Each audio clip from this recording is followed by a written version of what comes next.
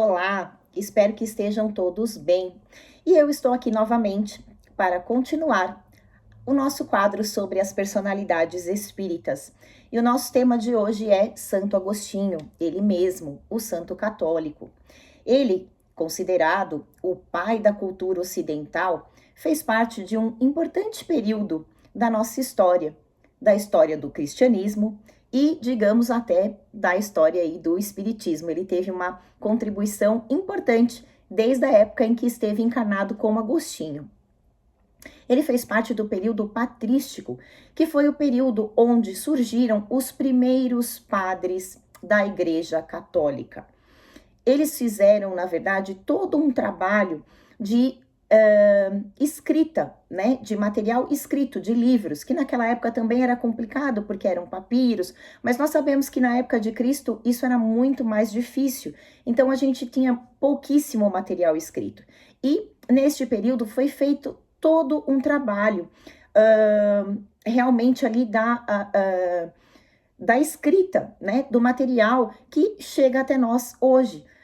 Se não fosse esse trabalho, né, dos padres da igreja, desses primeiros padres da igreja, que eles são considerados até os pais da igreja, nós não teríamos todo o material que nós temos escrito sobre o cristianismo, né? A gente não teria essas informações.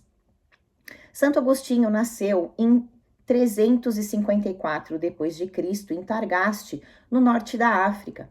Ele era filho de Patrícios Aurélios, que era um pagão, né, romano. E a sua mãe, Mônica de Hipona, ela era uma devota cristã. E ela veio se tornar Santa Mônica. Foi graças ao auxílio, à contribuição que ela deu na conversão do Agostinho e do pai ao cristianismo, que ela foi canonizada como santa. Bem, aos 17 anos de idade, o Agostinho vai para Cartago, que ele acreditava ser, né, uma cidade maior, foi estudar direito e retórica. Nessa cidade, ele acabou conhecendo uma mulher com a qual ele teve um filho, o Adeodato, que faleceu precocemente aos 19 anos de idade. Naquela época, né, ali meados, final do século IV, não existia o casamento formal, mas com essa mulher era considerado que ele tinha ali uma união. E a vida do Agostinho não era ali muito regrada. Ele começou a se interessar nessa época pela doutrina maniqueísta, que era uma maneira de enxergar o mundo, né? Uma visão de bem e mal, né? Como se todo o mal estivesse centrado nas coisas materiais e se todo o bem estivesse centrado nas coisas que são, né, imateriais. E logo depois ele também começou a seguir um pouco a doutrina hedonista, que já é o contrário, né? Ela prega que tudo aquilo que você pode conquistar na vida é através ali do prazer e das coisas imediatas, né? Daqueles prazeres imediatos. Ou seja, você tem que curtir e aproveitar tudo ao máximo. E, na verdade, essas duas doutrinas não eram muito bem vistas, né, pelos cristãos. Mas ele começa a fazer ali os seus estudos e ele foi um importante escritor, filósofo, teólogo. Por quê? Ele foi desenvolvendo todos esses estudos. Ele também se debruçou sobre as escrituras bíblicas durante vários períodos, mas ele nunca encontrava as respostas que ele buscava. E quando ele concluiu a sua etapa de estudos, ele foi para Roma lecionar, né, retórica. E um tempo depois, ele foi convidado a lecionar em Milão. Foi quando ele conheceu o bispo Ambrósio. E a princípio ele foi escutar as ministrações, né, do bispo Ambrósio, porque ele queria ver se ele realmente era bom de retórica, né? Ele queria desafiá-lo, na verdade. Mas ele acabou sendo comovido pelas palavras do bispo Ambrósio. E durante muito tempo, sem encontrar as respostas que ele buscava para sua existência, né? Porque como ele começou aí, desde muito cedo, fazer os seus questionamentos e buscar esse estudo da filosofia, ele não encontrava essas respostas para sua própria vida. E ele acabou encontrando aí nas palavras do Ambrósio algumas uns indicativos, né, de que caminho ele deveria seguir.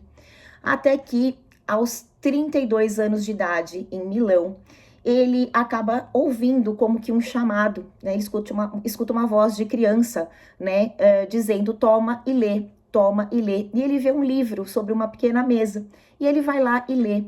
E nesse trecho de leitura, ele realmente recebe uma mensagem ali, através daquele escrito, que são palavras de Paulo de Tarso, né, o apóstolo Paulo. E aí ele realmente se comove muito, e é quando ele acaba se convertendo. E passa, né, 34 anos da sua vida escrevendo mais de 200 livros, que contribuíram muito para tudo que a gente tem das bases, né, de filosofia e da religião e da doutrina, né, católica e do cristianismo como um todo. E já desde esse período, o Santo Agostinho ele trabalha muito com os 3 pilares que são fundamentais no Espiritismo: ciência, filosofia e a religião. Desde essa época, todos os seus questionamentos e a sua busca, né, das questões existenciais, da sua própria vida, porque em muitos momentos ele acaba abordando as questões da sua própria vida, para tentar encontrar todas essas respostas. 2 de seus principais livros são o livro Confissões, né, e que são, na verdade, não são livros, né, o Confissões é uma coletânea, são 13 livros, 9 deles é quase que uma autobiografia, né, em forma de poesia e outras coisas, né, outras formas que ele tinha ali de escrever, e 4 deles são livros de teologia. E um outro livro dele é Cidade de Deus, né, que ele também fala sobre essas relações, né, da cidade, o que seria ali uma cidade ideal, mas tudo nesse sentido filosófico de procurar buscar realmente essas questões, né, da vida humana, dos nossos problemas, das questões existenciais e tudo aquilo que a gente busca, né, que a gente se questiona. E onde entra o Espiritismo nessa história? Depois de desencarnado, ele desencarnou no ano de 430 depois de Cristo, aos 76 anos de idade, porque a cidade onde ele estava, Hipona, ele retorna, né, para a cidade da sua mãe, e a cidade está sob ataque e ele acaba morrendo num desses ataques. E, posteriormente, né, até Kardec cita sobre isso, né, mas o que acontece? Santo Agostinho, ele perdeu ali, né, ele deixou o catolicismo para trás, né, tudo aquilo que ele viveu e que ele, vamos dizer assim, colocou como santo católico, deixa, né, perde ali o seu valor? Não, muito pelo contrário. Com a vida, né, com a visão espiritual, ele passa a enxergar tudo de uma outra maneira, vamos dizer assim, ele aprimora todos aqueles conhecimentos, porque ele nunca deixou ali de pregar a sua fé, né, o seu amor, a sua caridade e tudo aquilo que ele aprendeu a partir dos ensinamentos do nosso Mestre Jesus. E ele passa a transmitir esses ensinamentos dentro do Espiritismo, dentro dos livros, especialmente do Evangelho segundo o Espiritismo, onde em vários momentos ele traz ali as suas passagens, os seus ensinamentos, no capítulo 3, sobre os mundos de regeneração, a progressão dos mundos, em outros capítulos também, o mal e o remédio, no capítulo 5, e também traz algumas mensagens no livro dos Espíritos e no livro dos Médiuns. E continua dando a sua contribuição sempre que solicitado dentro da nossa doutrina. E Santo Agostinho é um personagem extremamente importante, porque desde, né, da época lá de quando ele deu essa contribuição para o cristianismo, hoje ele continua dando a sua contribuição dentro da doutrina espírita e é um espírito venerável que merece o nosso respeito e a nossa admiração. Curtiram esse conteúdo? Deixem aqui o seu joinha. Aqueles que não se inscreveram ainda, inscrevam-se no canal e grande beijo, até nosso próximo vídeo.